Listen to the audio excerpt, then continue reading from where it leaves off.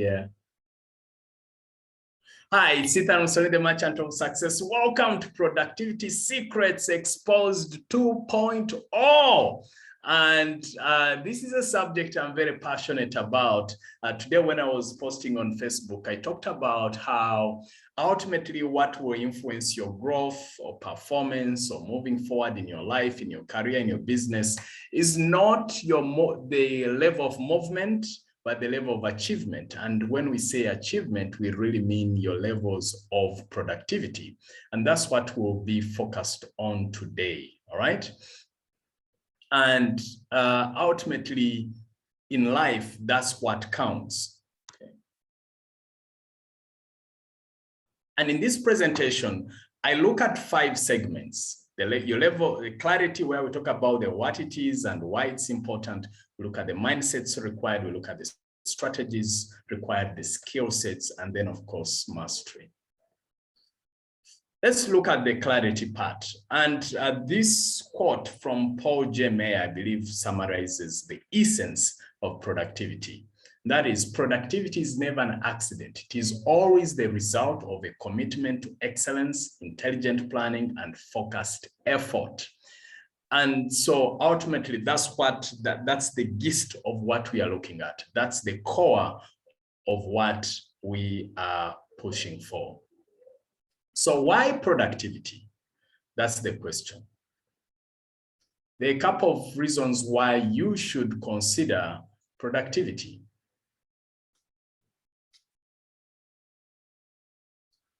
And when we talk about this, or when we talk about productivity, ultimately, we're also looking at the levels whereby it enables you to add value to your work and life.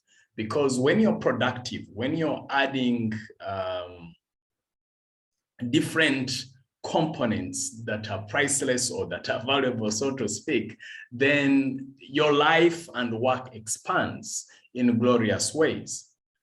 Also, you will avoid living a random and reactive life. See, people who are not productive, they are just reactive.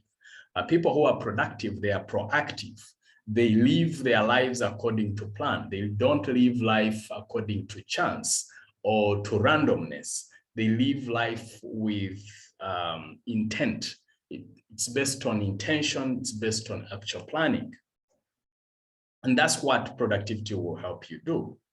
The other thing is, the other value of why we should pay attention to productivity is you will figure out a way to build a process that works for you. Okay.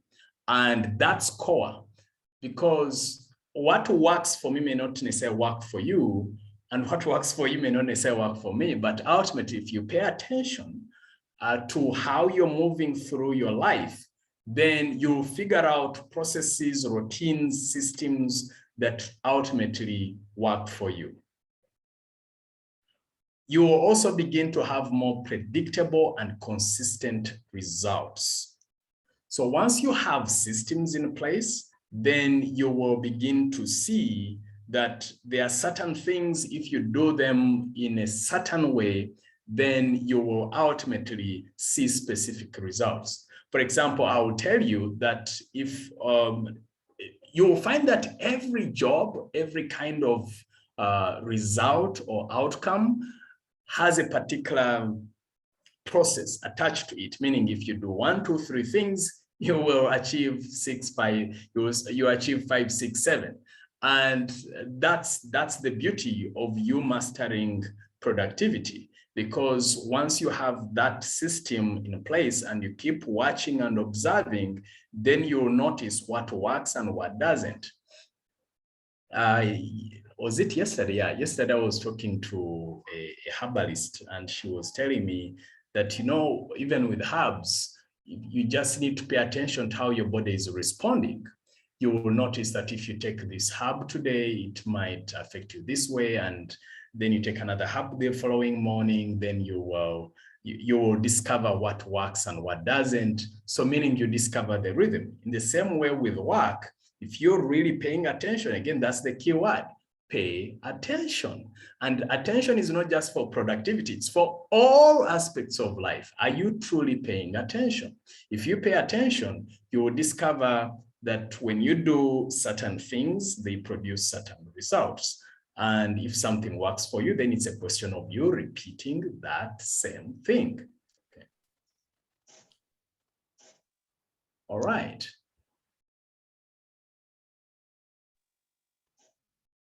All right.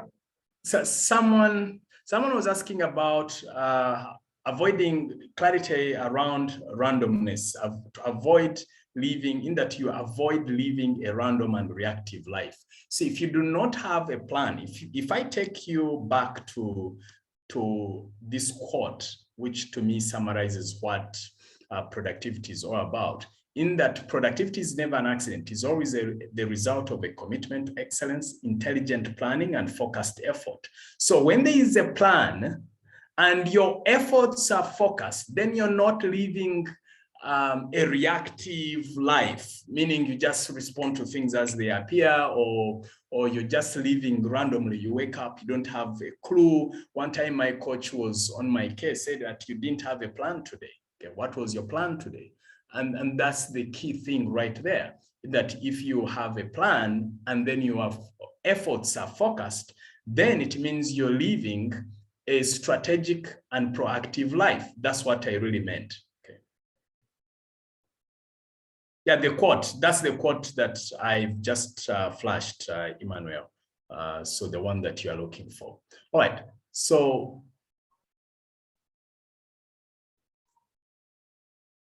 now let's look at the mindsets required for productivity.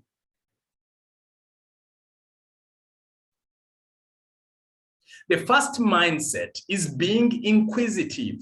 You ask questions like, how come? How can I?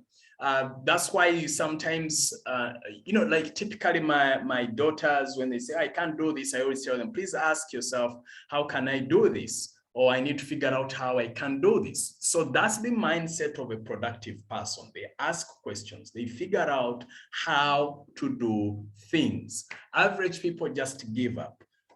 Productive, successful people figure out a way. They dig around. You just have to look around. You smell around. You poke around. You poke your nose around, if that word exists, and then you figure out a way. So just be inquisitive, and you're being inquisitive towards getting things done. Okay. So there's always, I believe that there's always a way if you ask the right questions, and you have the will, and you have the persistence to figure out something. The second mindset is the habitual mindset. This mindset is about you create habits that enable you to be more productive. For example, I know for a fact that having a written plan will help you become more productive than when you don't.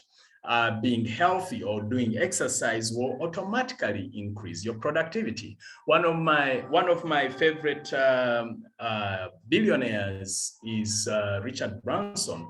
And I remember one time him saying that, look, 1 hour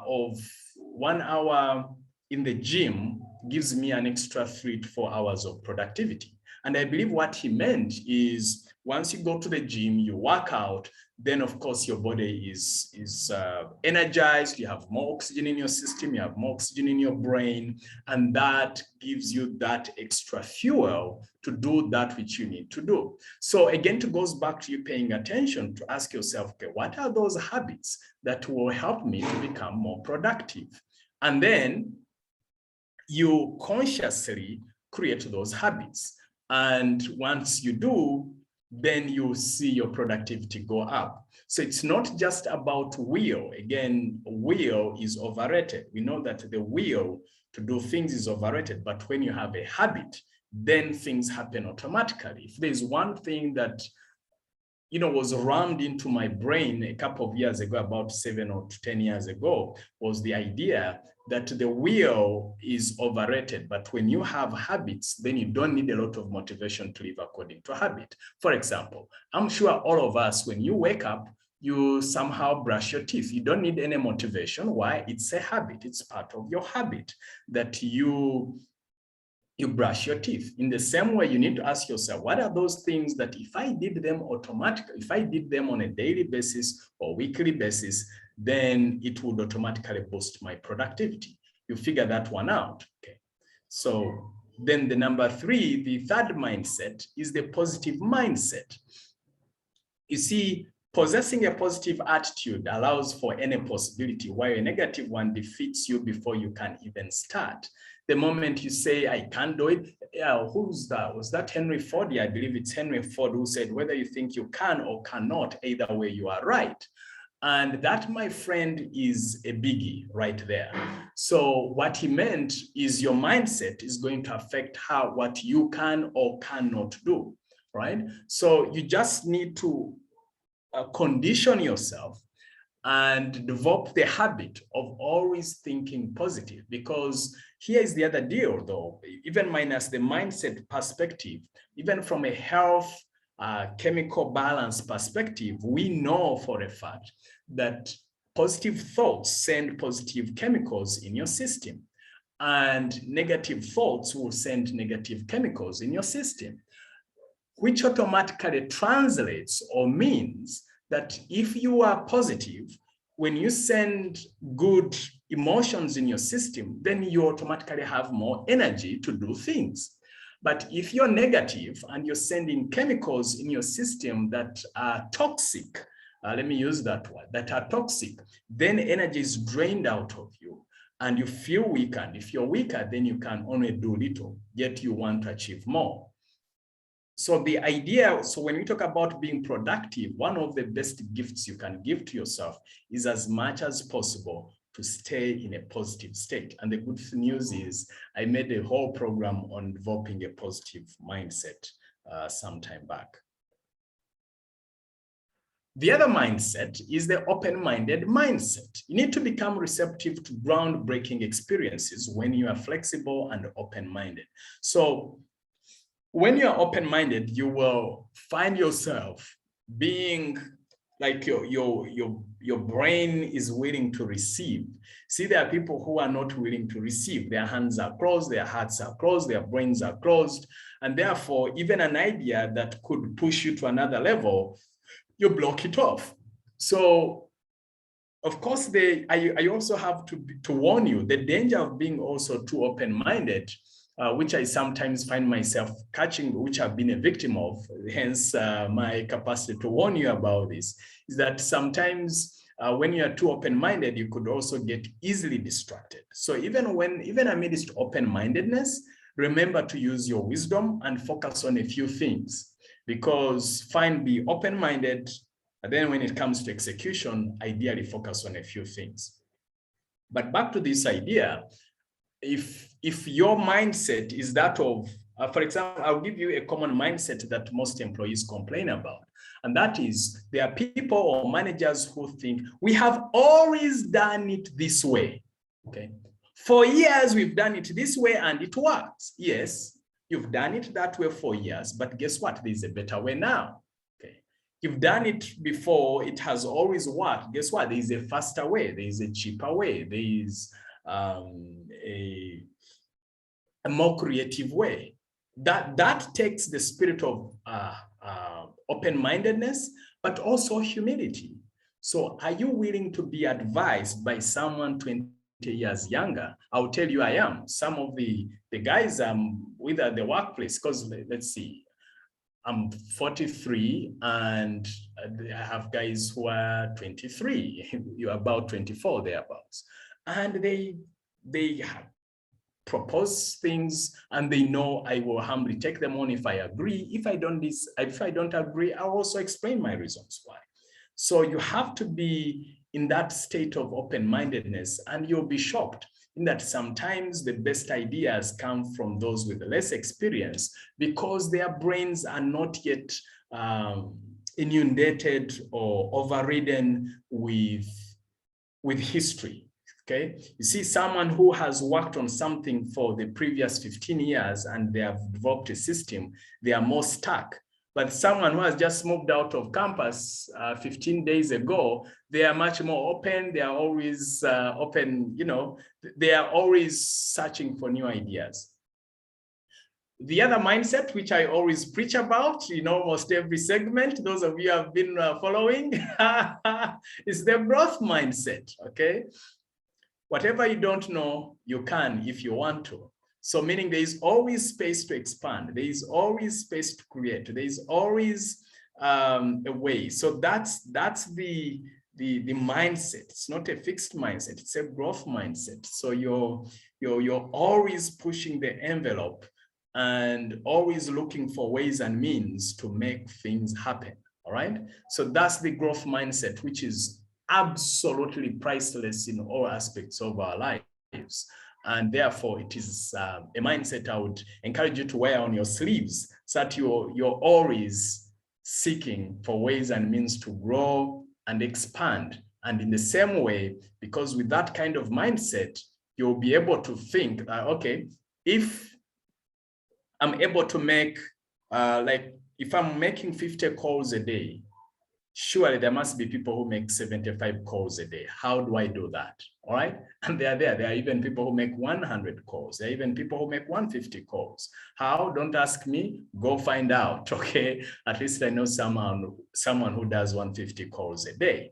Now, that's the growth mindset, right? Okay. All right.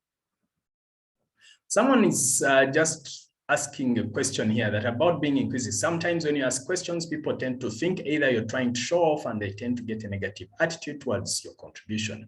A case in point was I was attending a sales training, and at a certain point, someone approached me and said, I ask a lot. And they didn't say this in a positive way, but rather in a negative way. How do you handle this? Number one, this is what I would say. Number one is, if you feel that your questions are asked in good faith and in a good tone, so for me, that shouldn't stop you. And unless it is the trainer who says, please stop asking. But in this case, what you're saying is it was actually someone else who was feeling uncomfortable about asking questions. And I will tell you something, you're there to learn. This is your career. So ask questions. In fact, the more questions you ask, the better you learn. So for me, it's absolutely fine. How do you handle that? Say, look, if someone gets pissed off because you're asking you're asking questions, that's their stuff that they need to deal with. That's not your stuff. Just tell them, well, I'm sorry, it could be that for you understand everything. For me, I really desire to learn. If I don't understand something, I need to learn. And therefore, if I'm not clear about something, I feel I owe it to myself to ask. And that's why even in this segment, I keep asking, if something is not clear, please ask, all right? So for me, it's perfectly fine. Strategies that you can use for improved productivity, okay? Number one is the team strategy. Productive people work in teams. They team up with people who have different strengths and skills, and they bring together a masterpiece. If you think that you can pull off everything by yourself, then you're lying to yourself. Please figure out a way to team up with other people. Now, as a side note, one of the best things you can do for yourself when you're building a team or working in a team, work with people who have different strengths and abilities. Because if you're looking for people who are exactly like you, then you're going to really limit how far you can grow. And that's a mistake I made when I was starting out. I was always looking for people who were thinking like me, who had the strength like me. And in the end, I did not gain as much. But the moment I started opening myself up to team up with people who think differently, who have different strengths and abilities, then I saw myself becoming a better person and getting more productivity at the workplace. The other strategy is the single focus approach. You have to eliminate distractions and minimize multitasking. Limit the number of projects you can take on at a particular time. Ideally, stick to a project or task until it is done, context allowing. I added that word context allowing because there are those moments when you have to multitask, period, okay? You're cooking while you have to wash the dishes, and then someone from office calls. So there are those moments where you can't avoid multitasking. But I'm saying, context allowing, as much as possible, stay to one task. Now, in a different program I produced a few months ago, which I was sharing with the mastermind members, I was telling them that, look, there's a concept called switch tasking. And with switch tasking, it means that if you're focused on one task, as an example, and then you switch your mind, or another distraction comes in, or you go to something else, by the time you come back to get into the same flow, the same zone, the same focused zone you were in before, it takes you an average of 25 minutes. That's according to research. So meaning every time you switch from one task to another, on average, you lose about 25 minutes, which is very, very costly. So meaning ideally focus on one thing, get done with it, and get off to something else. This helps you to be super productive. I have a good friend of mine, and his level of focus is incredible. And for him, he told me, he said, Ethan, for me, if I'm working on a project, by then he was working on an office building. He said, you see, like right now I'm working on an office building. Now, if you brought a deal, however juicy it is, I will not look there, because I want to focus on one thing and get done with it. And that fellow is extremely wealthy. So there's something that you and I can learn from a guy like that. That is a single focus approach. The other one is the motivation trigger strategy. You need to identify projects or tasks that inspire and motivate you, and give these ones attention in moments when your productive spirits are low. So there are those things where you know you don't need a lot of motivation to do. So you can do them at a time in your wind down zone. Having said that, of course, you remember under the time management program, I also hinted to you that if it is a super productive big project, then give it to, schedule it during the time when you know you're at your very best. But also the other strategy for handling some of these other projects where you know you don't need a lot of pushing or motivation, then you can schedule them when you're, when you're feeling a little low and or you're not at your very best, or it could even be scheduled during the time when you know, in the afternoon, for example, when you know that your energies might be low, but because your energies are low, you could still be productive because you're excited about this thing. And that which you find difficult or challenging, then you schedule it during a time when you know you're super fresh, you have a lot of energy, and that's where you schedule it, because you know you will need a lot of willpower to push through. Okay. The other strategy is to set your productivity targets.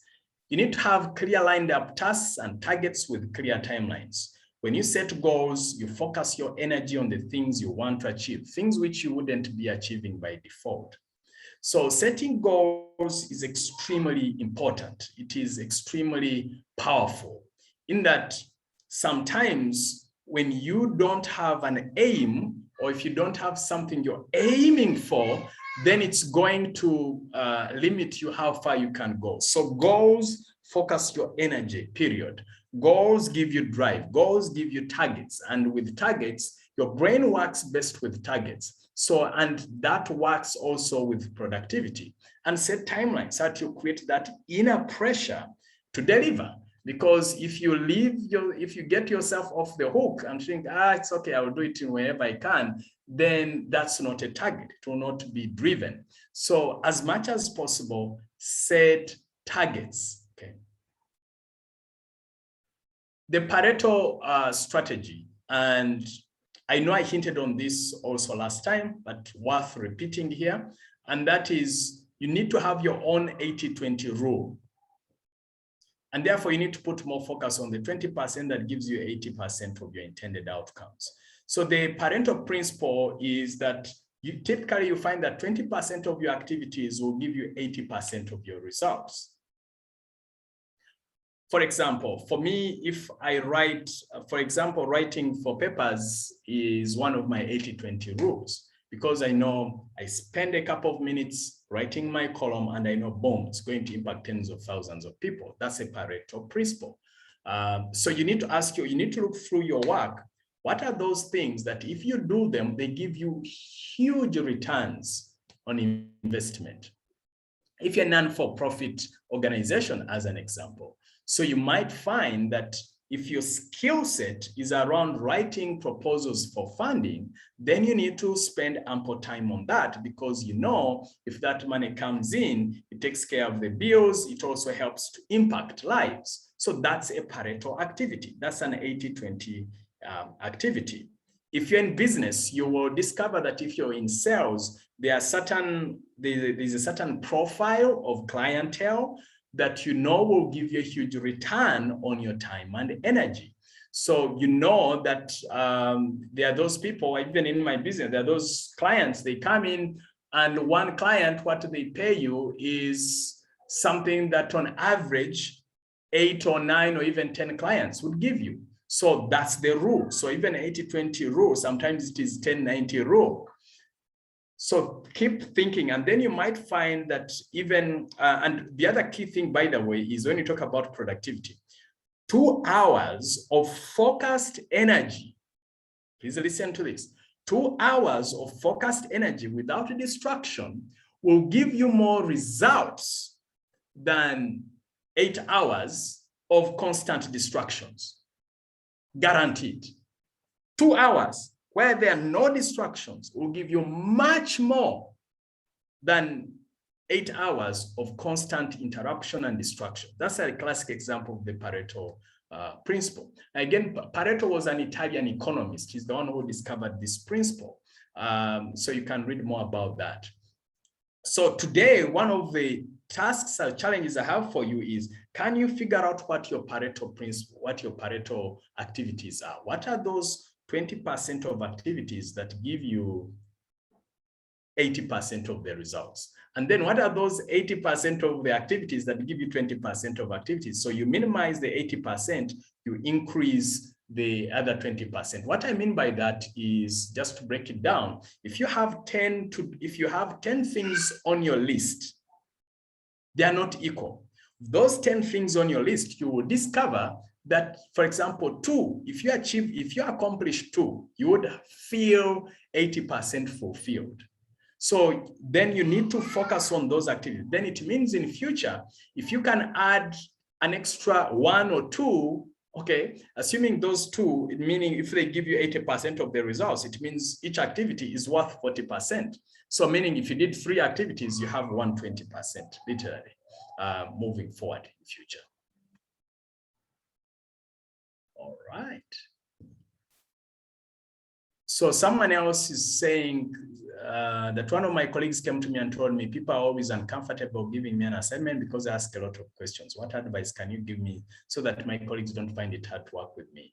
So what I would propose, okay, if you're asking lots of questions and they say you ask a lot of questions. So this is what I propose. You ask that person or those individuals that, okay, is it the question specifically I ask, or is it how I ask them?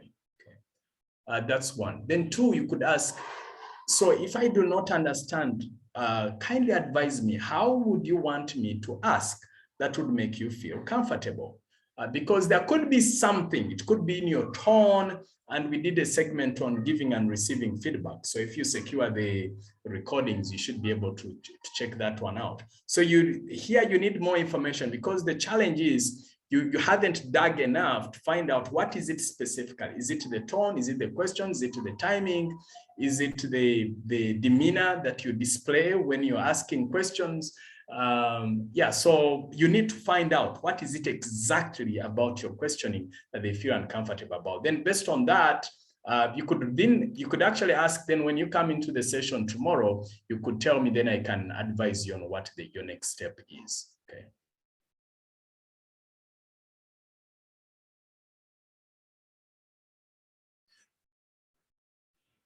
Barak is asking, please clarify on the team strategy for a single-handed enterprise. Yeah, so even if you're a single-handed enterprise, you can still just know that you can't do everything on your own. So it would mean seeking out service providers who can service you. Number two, you could offer your strength or your service to someone else, and then they give you what you don't have. So you leverage your abilities or skill sets. Team also might mean seeking advice, having a board of advisors, even if you're a one-team show, so to speak. So then that way you're tapping into the intelligence and wisdom and productivity from other teams. So that's how you do it when you're still a one-man show, a one-woman show. Okay.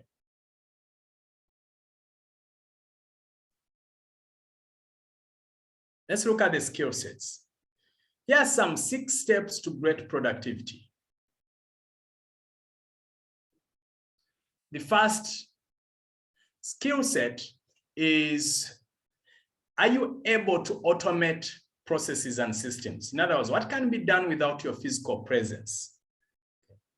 So, for example, us getting people to confirm their mailing when they seek to, like for this event, you notice, you know, when you send in your application, your details, then you receive an automated message. It's not someone physically having to manually confirm your being on the list.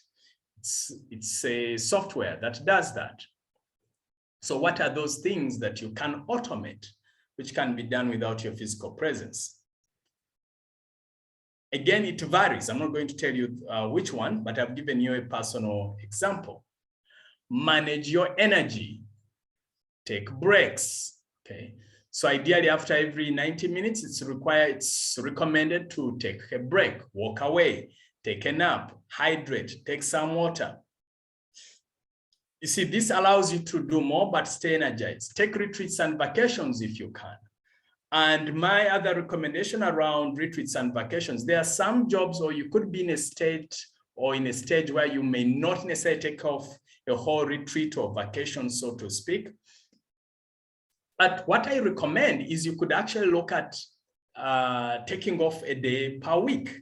Then that way you actually are able, especially if you're in a self-employed space, this is something I highly recommend, because when you are self-employed or you own your own business, if you don't consciously get breaks, then it will break you. You'll break your back, because at every now and again, people will be seeking your attention or your time. So you need to consciously do that. So when I talk about managing your energy, it's you paying attention to how you're feeling. Sometimes I may be at home and I notice I'm not feeling at my very best, and then I go take a nap, because naps are very, very powerful. They energize you. They let John F. Kennedy, the president of the US, used to take lots of naps for that specific reason. So even a 5 minutes, even if it's not a nap, just laying down, closing your eyes, when it's like you're rebooting the system, it always makes a big difference. Accountability is always priceless. And this, I typically have it in all the processes and systems. Because when you are accountable to someone, it pushes you to make sure that you deliver, that you perform. And that means you need someone who can give you honest feedback. This keeps you on your toes. It keeps you on the edge. You know you have to perform. You don't want to disappoint a friend or a colleague. You know that you have to push yourself. You have to engage at a bigger and deeper level. You know, the Bible talks about iron sharpening iron. This is one of those ways in which you can sharpen yourself. Get someone where you can sharpen each other. Say, you know what? I need to send in this report by tomorrow. Keep me accountable. And an accountability partner could even be a workmate. If you have a budget, having a coach or mentor that you're accountable to, that's even much more powerful, because then you're paying money to get someone to get results out of you. So find a coach that you feel comfortable with. I run 2 masterminds, and I sometimes also do one-on-one coaching. And there are also many coaches out there that you could engage, that you feel, you should be someone that you feel attracted to, right? The other skill set is to find a way to take massive action, to take lots of action. The more action you take, the more chances for success. But not only that, you learn a lot, because as you're taking action, you get a lot of feedback. Get a lot of feedback in terms of what you need to do or not to do. Very, very powerful stuff. So I've noticed over the years that most of the successful people, they do not only work hard, they also work smart. So they combine the two. There are people who say, I don't work hard, just work smart. All right. And there are people who just say, just work hard, doesn't matter about smartness. I believe in a combination of two. So just imagine if you worked hard, but smart at the same time. So that should be your key right there. Your key takeaway is to ask yourself, how can I work smarter, but also harder at the same time? And it's a habit you can develop. The other key thing to note is visibility. Keep your projects at the back of your mind. I beg your pardon. Keeping your projects at the back of your mind or in your diary is not enough. What is in your face always takes priority. Create reminders, pictures, or words of your projects everywhere, your car, your desk, your bedroom. So one of the things, by the way, I use that I've never talked about, I'm just talking about today, is I do, like, there are certain things I put reminders, repeat reminders or alarm. So meaning like so on a daily basis, there are certain activities that go off this phone to remind me, hey, you have to do this, you have to do this. So then that way it's in my face, because most of the time the phone is with me. So then the reminders pop up in form of an alarm or a message. So find out what that could be, because then the more visible, the more it's in your face, the more it will get the attention it deserves. Then you will take those actions. So there are people who choose to pin their goals in their reading room, in their bathroom, in their bedroom, everywhere, on the fridge. So then that way it stays in your face 24/7. And finally is phase. You need to chunk up each project into short but timed phases. And when you do chunk them, and I know I talked about this and the time management package, but it is worth repeating again. That's why I was saying that some of those engagements were even bigger on productivity. I alerted you then. So when you chunking means you chop off things in smaller bits. So if it is just like the way you see, if it's a goat, for example, you chop off a leg or whichever part of the body. So it's the same thing with work. You know that you have to, wash clothes. Then, part of the game is you have to put the clothes into the basket together. You have to look for water. You have to look for soap. You have to do all these things. So you chunk them in bits and pieces. Then that way the project is not this massive thing, but smaller chunks, bits and pieces. Okay. So that's the chunking or phasing. All right.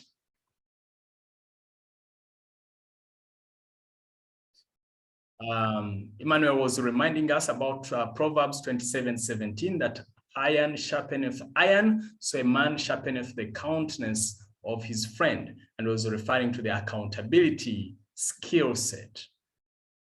All right.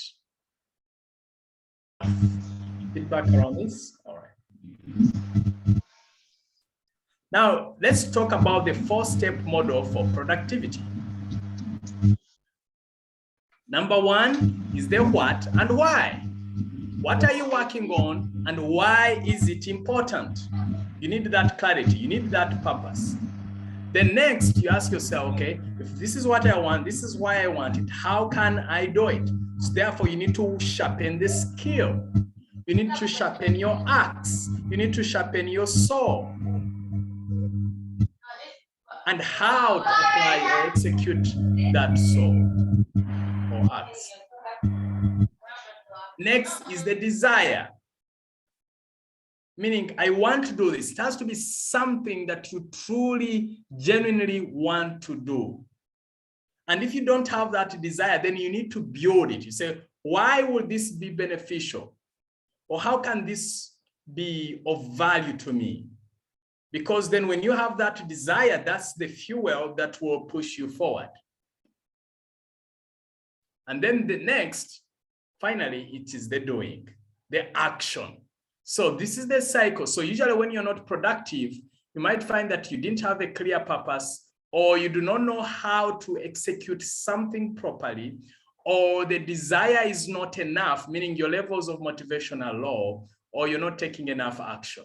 So if when all these are playing in sync, or they are together in unison, they are playing in unison, then you have no choice but to be productive.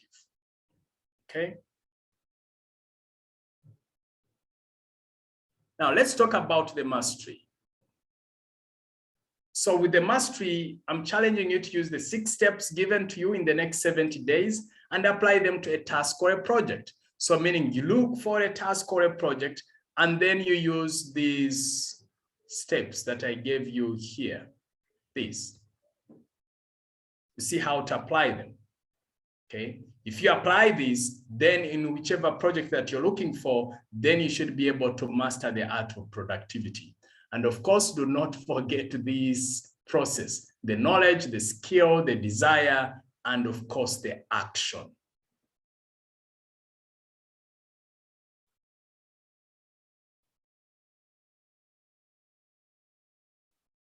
All right. So when you go to your breakout rooms, or if you're watching this if you're watching the recording, this is what you're meant to discuss. And that is, what did you find most useful to discuss or think about? What did you find most useful in this presentation? And how are you going to implement the lessons moving forward in your life and career stroke business? So that, especially, what are you going to do differently? What are you going to implement? Because that's where true knowledge emerges from. All right. Okay. So Mr. Chimera was asking, how do you find an accountability partner? So number one, look at your workplace, look amongst your friends or colleagues. And then the way you do that also is you look for someone, these are the qualities you should look for: someone who has a big dream, who is serious, who will ask you the tough questions, who is challenging but also inspiring at the same time. Then you say, okay, can we commit to each other? This is what I'm committed to doing. Can you keep me accountable? Also tell me what you're committed to achieving. Let me keep you accountable. And then it might mean, for example, you check in once a week. Say, okay, every Saturday evening at 4 p.m. we meet and keep each other accountable. How are you doing this? How are you doing that you promised? So that's how it works.